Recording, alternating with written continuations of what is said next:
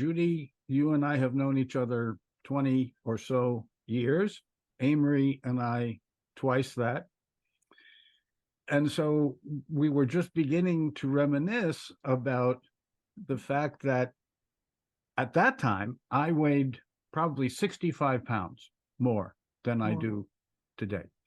Today, I'm at my college weight. And I get restorative sleep, and I stretch and feel and function better. And I've lost the weight long enough ago that I'm not going to find it again. But it's tough. It's tough. It's tough to lose it. It's tough to not have the impulse from hormones that say, feed me, I'm hungry, and there's food. But food with oil, and food with sugar, and food with the wrong kind of salt, and so forth and so on. So as Churchill, I think, said, you know, after we get done doing the wrong things, we decide to do the right things.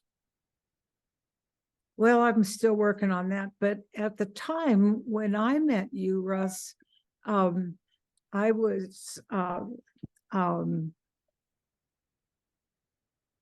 questioned El Doctor being weighing so much and still telling me how I should run my health. And so preaching is easier than practicing. Very much so. Now I've well, at the time I challenged you and Amory to a duel, a weight loss duel. Bless you. And guess who won? Both? You. Oh, no, I'm not there yet. Amory, well, you can get there. The good news is, you know, this is the beginning of the rest of our lives. There is hope. I hope so. No, there is. And I appreciate both sides of what you said. It was, I think it was Rick Warren, he's a minister, who said he gained 2 or 3 pounds a year for 25 years serving his flock. Ah. And then he ended up overweight. So that's yes, about what I've done. As you remember, it was probably my near-death experience that really woke me up.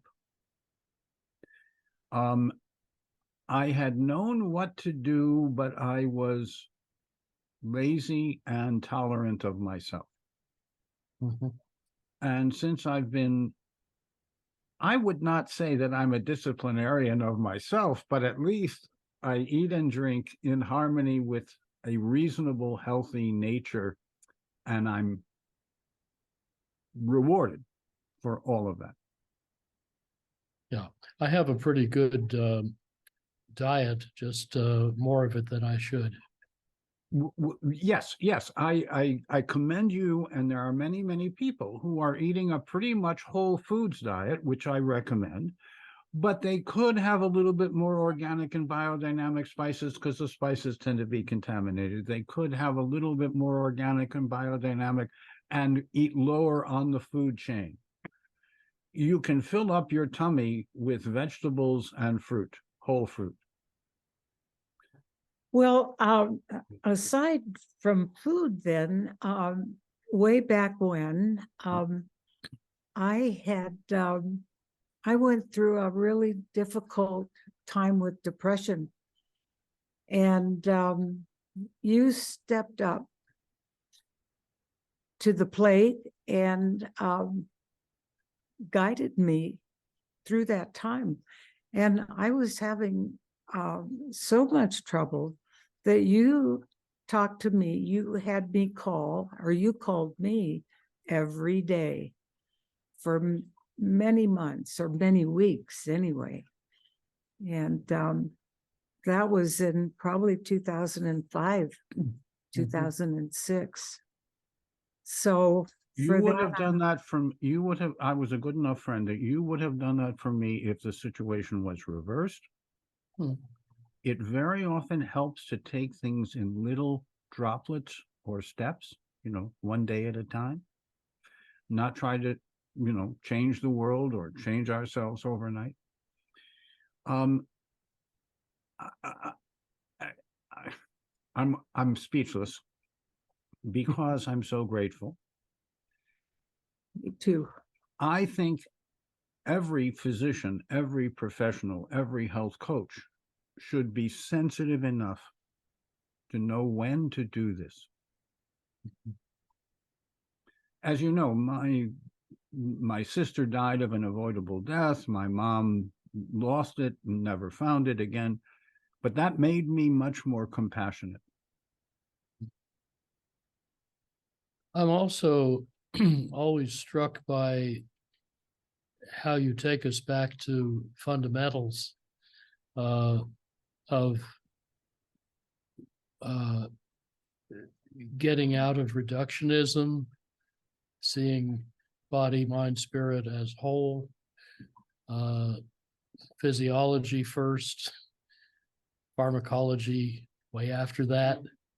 And that's right. Not one or the other. There's a place for both, but physiology before pharmacology for sure yields better outcomes, evidence, but not the marketing department.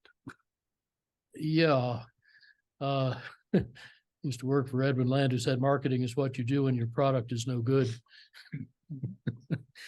he was truly a genius. And he built an incredible company, but he never let anyone else step up. Yeah. Well, I can't count how many times you've helped us understand more about what we were eating or what we were doing in ways that made perfect sense, but we never thought about before. You really have been helping us cultivate beginner's mind and dropping a lot of our assumptions and preconceptions so we can see what's really going on. That's wonderful. You were in Cambridge around this time. Do you remember when Suzuki Roshi came to MIT to give a talk on the basic principles of Buddhism? No, I missed that. Ouch. Well, here's the essence of what happens. There are 4 basic principles of Buddhism. He gets through 3 and he says, it's been a long time since I've thought about this. I should think more. And everyone laughed. Jerry Letvin then commented. The frog guy. Oh, yeah. Yeah. A mentor's mentor, a mensch. They forced him to put a sign on his door, and he said, Department of Experimental Epistemology.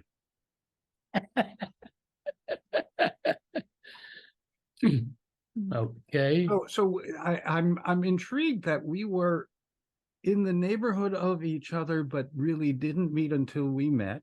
You were just founding RMI, and it was destined to become the world-renowned institution that it is today. In fact, if I remember correctly, you were living down by a creek, and Rebecca and I slept outside because the house, the banana farm, was not yet complete. Yeah, far from complete. And we had a whole bunch, up to 35, I think, at one point, of volunteers hanging out in a rented house just down the road by the creek, so that we could walk to the job site and build this passive solar banana farm up in the Rockies near Aspen. No heating system, cheaper to build that way 40 years ago. And still a delightful place to hang out and commute 10 meters across the jungle. And you have given me some of my best phrases, like speeding the transition. Oh. So I'm eternally grateful for your friendship. I'm eternally grateful for the fact that we can have these kinds of conversations, because I think this is where information becomes motivation, when it connects in the moment and in specific. Mm-hmm. In general, we should all be kind to each other and the world should be at peace. Well, in specific, it's not. Yeah. But what can we do to leave the place better than we found it? What can we do? For example, the backdrop that you have is so green that I would mention my dichro green lights as helpful in harmonizing hormones and so forth. But if you already live in a forest, that's wonderful. Yeah, we could do forest bathing anytime. Yes, forest bathing, right. Mm-hmm. And we do, we just started using the green light again a couple weeks ago. We totally forgot it for a while. And we were on the road. No, Well, I understand, but I'm glad to remind you, because if you use it, it's more beneficial than if you don't. yes. Yeah. Well, and back there's a couple of chairs in the middle of the jungle designed so you can lean forward for papayas and backward for mangoes. I want to say Because something. because of you, Amory and Judy, because of you, Sky got to spend time at Willie Smith's food forest in North Sulawesi. Ah, They planted thousands of trees. And I don't know if you remember this little story, but anyway, 1 of 3 people or more got a waterborne infection every year. And I said, that's because you're pooping in the water supply. And he said, no, the latrine is different from the water. I said, I'm going to send you a little vial of blue dye. You're going to pour it in the latrine. When it comes out in the water supply, it will confirm that the water is leaching. So then they started boiling the water and the waterborne infections went away. So there are things you can do, even in the face of civilization, to live in harmony with nature. mm-hmm. And that's what I believe that I am encouraging you to do, and that I am doing better myself. And I really appreciate, Judy, you're reminding me that I wasn't always a good boy. I indulged. I enjoyed Caesar salad. Who knew that a Caesar salad has 1,000 calories? Today I aspire to have about 2,200 calories of whole foods, fruits and vegetables, seasonings, fungi, fermented foods, low on the food chain. And that makes me feel and function better. And I want everyone to. I think we can really speed the transition from sick care to healthcare. We can do it with funds from the people we don't bury early at high cost and suffering. That's at least 1 million people, and it's $1 trillion. Oh, at least. At least. My Yeah. colleague Joel Kahn just published an article or an opinion that it's more like 8 million people die early at high cost and suffering. I tend to be, on the one hand, I want to say something that you remember and is worthwhile, but on the other hand, I want to be completely defensible with whatever I say. So the million is a minimum, and the $1 trillion is probably a minimum. Oh, yeah. Yeah. Now, if you were to try to design a system to waste as much money as possible, not making people really well, you'd be hard pressed to improve on the system we've got, because, as you point out, it starts with the wrong statement of the problem. Right. If you had the right statement of the problem, the answer would be self-evident. But of course, you have to start by realizing that health is, as you put it, a condition of vitality and resilience. It's not the absence of symptoms. But if you think it's the absence of symptoms, then the system will start to reward and produce more and more of drugs, procedures, interventions, and then you fall into the trap of rewarding and encouraging activities, even though they're giving the wrong outcomes. And that is abundantly true today. And yes, if we had chosen the Native American approach rather than the Native American approach, which means an agricultural economy, Mm-hmm. rather than the tobacco economy to pay back the debt to Britain, we would probably not have made the Descartesian reductionist mistake. Mhm. But as you correctly said, once you start that pebble down the hill of intellect and commerce and produce, it's all over but the shouting. And then there's a lot of shouting for a long time, and then you can't really hear what's going on because you can't hear yourself think. Yeah. And that's what's become today, the short attention span, instant solutions before you even understand what the question is, and all that entails. I'm old enough, and I think you are, to remember when Leonard Bernstein would have a symphony on the air and people would listen to it. Yep. Yeah. And I, I remember 2007, Don Berwick had me co-keynote with him the annual meeting of the Institute for Healthcare Improvement. And that happened because his wife was number 2 in energy policy in the Massachusetts government. She said, you ought to ask Amory how he reframed the energy problem in 1976 and whether it tells us anything useful for healthcare. And boy, did it. The analogy was just spooky. It was so tight that we made all the same mistakes in energy, thinking the problem was just where to get more energy, more of any kind from any source at any price, any scale. Well, it had to be big, actually. And it took us a while to realize that we don't really want energy. We want hot showers and cold beer and other things energy could do for us. So we ought to start by asking how much, at what scale, what quality, from what source will do the job in the cheapest way. And just that reframing of the problem in 76 made so many solutions obvious that now efficiency of renewables are the market winners and pushing out fossil fuels pretty rapidly. And I remember when you gave that keynote, because you were nice enough to send me the PowerPoint.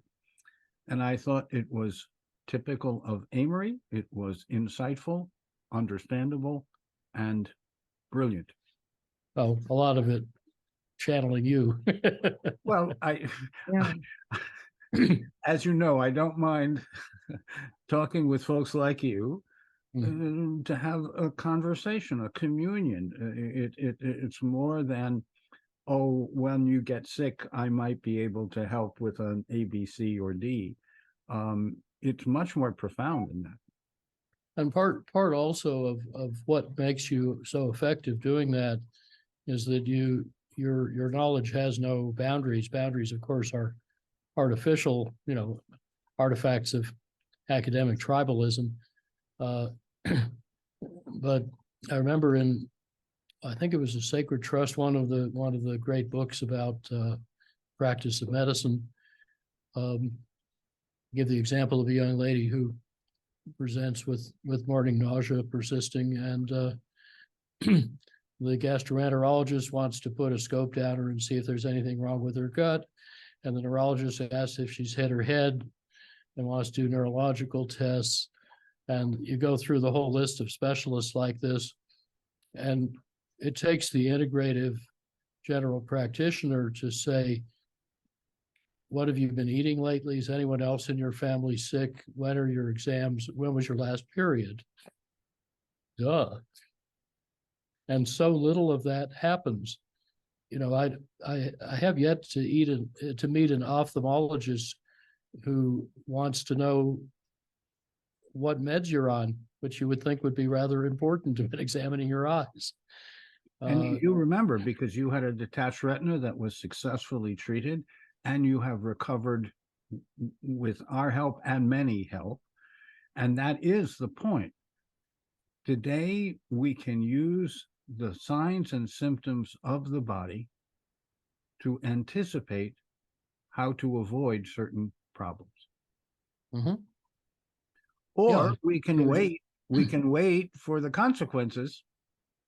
And as Uwe Reinhardt occasionally says, within a generation, everyone will be in a hospital bed taking care of the person next to them, and no one will be working or paying taxes.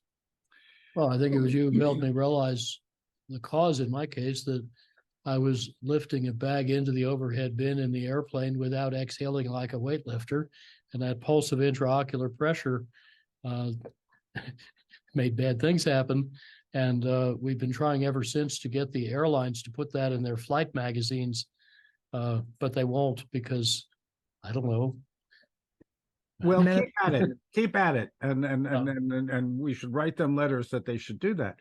Yes, these are from deep vein thrombosis to what you're describing. There are many maladies that can be avoided and should be,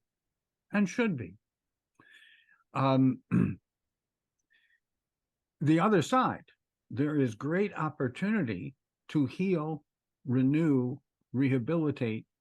So the oldest part of you or me is our bones, and that's 10 years. So this notion of we're getting older means we're declining is one of the great illusions of Western civilization. It's statistically true, but it's not necessary. And I want to be the exception. I have been greatly rewarded throughout my career for being the exception. I went to debunk acupuncture and spent 7 years with Gwing Wu. I went to debunk Ayurveda and yoga, and I spent 5 years with Ramamurti Mishra. I went to debunk meditation and mindfulness, and I had 30 years with Bhante. You can only be grateful for the fact that they put up with me and want to pay forward, because you can't pay it back, the great good fortune of having boundaries dissolve. They are helpful. They're kind of like guardrails. There's a time in your life when you need certain guardrails, and boundaries are very helpful. But when boundaries become restrictive, they become your enemy. That's my point of view and basically been my experience. So I wish everyone could be cross-trained, but it takes a long time. Yeah. And we're still working at it. We're youthfully moving into our saging time, our mentoring time. I'm enjoying the fact that I'm doing more mentoring. Travel used to be fun. Travel's no longer fun, so I plan differently, and I want to avoid what most of the inconveniences are by planning ahead. But it's intriguing to me how much you have to adapt to the current moment. And Thriving in the 21st Century, this title of our book of how to do what we're talking about, is available in print, in Kindle version and audio version. Yeah. And if you're willing to invest 5% of your time in yourself, I think the dividends will be so remarkable and unmistakable that basically you'll say things like what you say, which is, why didn't someone tell me this before? Yeah, we're certainly finding that. I just turned 76 76. and cue the trombones. And I followed him around the house with my cell phone playing. Da-da, da-da. but people keep telling me, haven't seen me for 20 years, that I haven't aged. Well, I got fatter and balder, but I'm certainly in many ways feeling much younger than the calendar says. Right. My parents both made it to 97. So maybe I'll be around to plague the wicked for some time yet if my plane stays up. Yep. And all thanks to you, our friendship, and your commitment to faith, hope, and clarity. The greatest of these is clarity. Thank you. Thank you. Much love.